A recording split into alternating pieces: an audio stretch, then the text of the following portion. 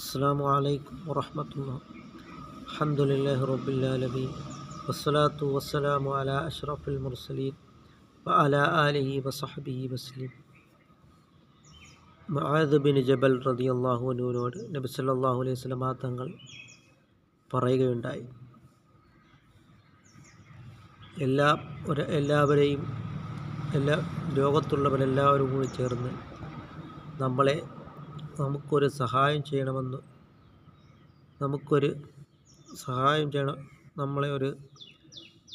ചെയ്യണമെന്ന് ഉദ്ദേശിച്ചാൽ അത് അല്ലാഹു തആല അത് നൽകിയിട്ടുണ്ടെങ്കിൽ അത് നടക്കുന്നതാണ്. ഇല്ലാ ബി ഖലാ ഇല്ല, അള്ളാഹുവിൻ്റെ ഖലാ ഉണ്ടെങ്കിൽ അത് നടക്കുന്നതാണ്.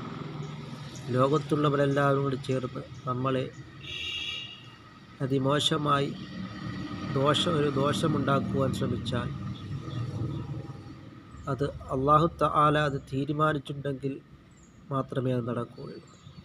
അതുകൊണ്ട് ഇല്ലാ ബി ഖലാ ഇല്ല, അള്ളാഹുവിൻ്റെ ഖലാ ഉണ്ടെങ്കിൽ മാത്രമേ അത് നടക്കുകയുള്ളൂ. അതുകൊണ്ട് നാം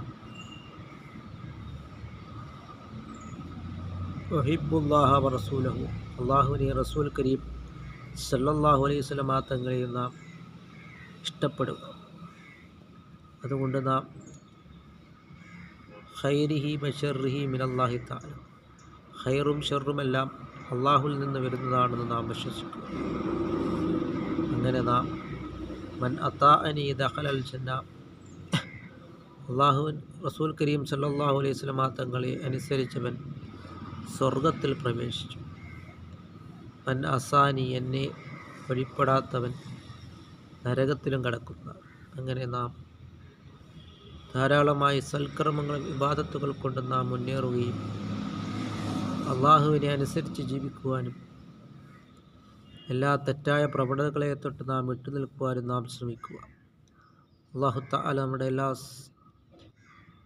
പ്രവർത്തനങ്ങളും, എല്ലാ സൽപ്രവർത്തനങ്ങളും, നമ്മുടെ അമലുകളെല്ലാം അല്ലാഹു തആല കബൂലാക്കുകയും ചെയ്യുമാറാകട്ടെ.